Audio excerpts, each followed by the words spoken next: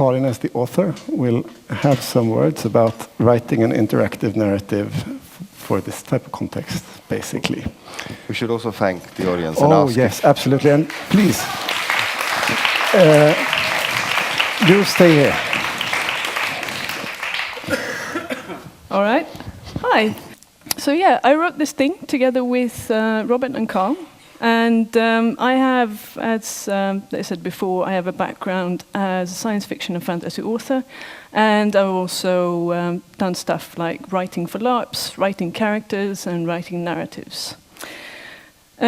So when Carl contacted me to do this thing, I got very enthusiastic because I absolutely love writing interactive stuff and writing fiction that someone else will be the co-creator of. People would normally think there is a difference between static fiction, as in fiction as we read it on a page, and interactive fiction, as in fiction you would encounter in a role-playing game, for example, or in a computer game. What's interesting about this is that we in our culture have sort of started seeing ourselves as some sort of passive consumers of fiction. We read a book and somehow we're only the object of that book. This is actually not the case. I usually say that about 50% of a text takes place in the reader's head, which is something that we very often forget. So the reader is already a co-creator, and what interactive fiction does is sort of taking this into, how should I say it, making this an open truth. The reason that we picked a folktale is that the folktale as such is very primal. It is known territory. We all know the Hansel and Gretel story. We know what happens. We know what kind of country as in the fairy tale country where it happens. So it's something that touches us on a primal level, on an archetypal level. And because it does that, we can also use it to explore completely unknown territories. When you want to explore the weird, so to say, if you use the known as a foundation, you can go farther than you have had before. Which is one reason that we used Hansel and Gretel, as in a folk story, as the basic narrative. Another reason for using that story specifically is because Hansel and Gretel are two protagonists. We talked about other folk stories to start with, but we always ended up where we have the one protagonist and it has fairly static gender roles. There's much that doesn't have that kind of dynamic that Hansel and Gretel does. I had something else. The point of this is that, well, we are a story, right? We are a story that we tell ourselves. Folk tales are an expression of us as a story and as storytellers. And I think that going into the interactive narrative is in fact going back into the old style of telling stories. This whole thing where we sit down and we read a book, and the book is supposed to be the definitive narrative. There is only one text. That's the kind of stuff that we've been doing for a very short time comparatively. Story is something that we all tell, and it's something that we change in the hearing. It's something we change in the retelling. Story is an organic creature, which we've sort of forgotten, which is why it's so incredibly important to work with interactive narratives. It just reminds us of what story really is. Something that's very interesting about writing interactive narratives and by playing interactive narratives is, of course, that you get to look into parallel universes and parallel timelines. As we saw here, what could have happened if Gretel, in this case, got the Stockholm syndrome? which is, we call this bit the Stockholm Syndrome narrative.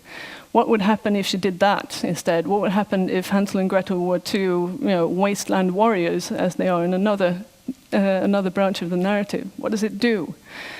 And that's one of the main reason I love writing the interactive narrative, and I think the main reason many of us love the interactive narrative is that not only do you get to be the co-creator, but you also get to look into possible worlds.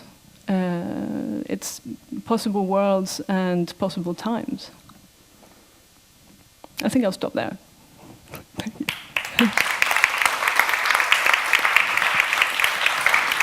Thank you. Mickey, come over. So we have some time for questions and answers, and we're interested in all kinds of questions. We have the people experiencing this thing. We have Robert, the dramaticist, storyteller. We have Mickey, the technical designer. We have Karin, the writer, and we have me, the sort of organizer guy. The most uninteresting in this context. So, Martin, you can take the mic. So, questions or comments, of course, as well. What do the colors mean, Mickey? Yes. Yeah. Okay. Yeah. Hello, everyone. The colors. So currently we only show 3 colors, which is basically related to 3 different states we can measure. Yellow is a neutral state, which, mostly occurred. And then we have red, that is kind of a tensioned, focused state.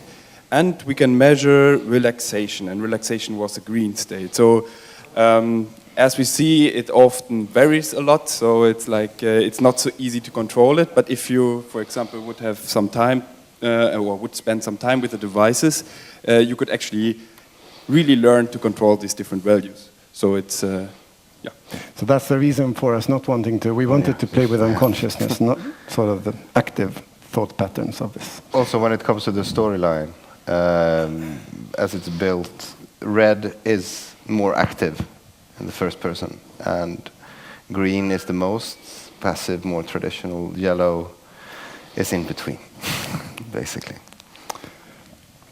A question over there with a microphone. And how did you choose the next one? Was it sort of a democratic choice, or how did the choice happen? Yes, the choice happened through me at a certain point looking and deciding what was the majority of colors, basically from the colors I got from them. One thing we want to do for our next iteration is to have the story tree visually represented, so as an audience you can follow the red thread of the story as it progresses through the minds of the participants on the stage. More questions? Yes, over there. Yeah, here, Michael. Microphone. They have over there. Yeah. Yeah, I thought of the calibration of the sensor, so to speak. Or does it matter that it's reactions on the story, or it could be just any? I mean, it's unconscious tension of sitting on the stage. So, good question. The technology that we use now is exceptionally simple compared to what you can do. We had in our last project that was called Human and Machine, we built a neurally controlled theater robot that was 2.5 by 2.5 meters, and Robert wrote a play together with that.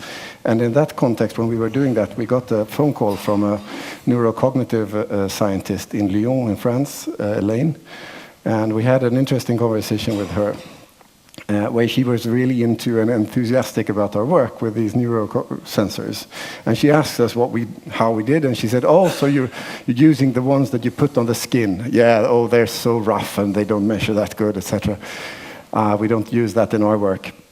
And I'm like, Martin, Robert and I sitting there with Mickey, and we asked, "Oh, well, so what's your work?" Well, I operate in electrodes in the brains of bonobo monkeys, and then I make them have various emotional states, and then I measure that. And I'm looking at Robert, and Robert's like, no way. It's a bit boring, but there we go. One short Yes. and the technical design. So how did you choose to have a live storyteller? Why we chose a live storyteller? Yeah. Why did we choose a live storyteller? Yeah, we actually have a discussion about that because Carl wants to make a version which is filmed.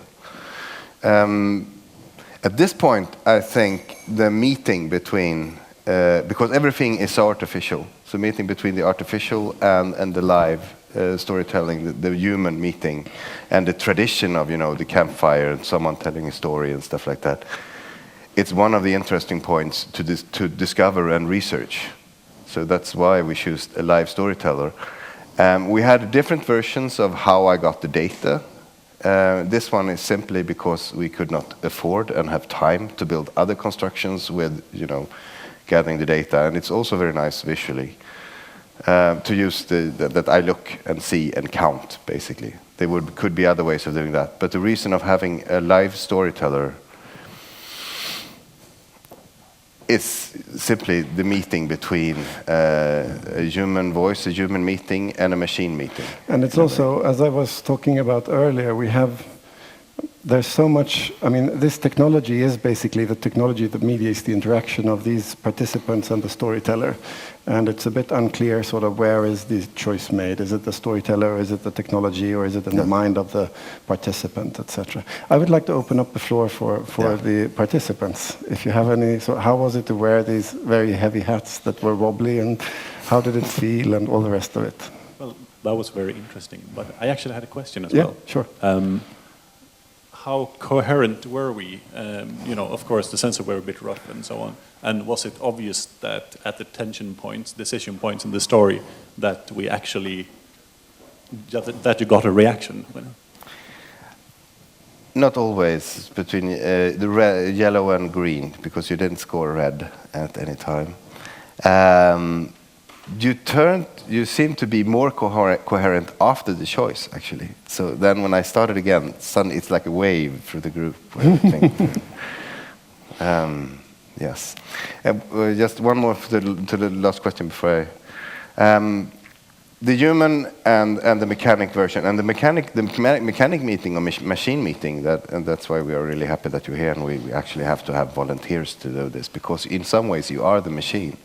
You become the machine in the meeting between you.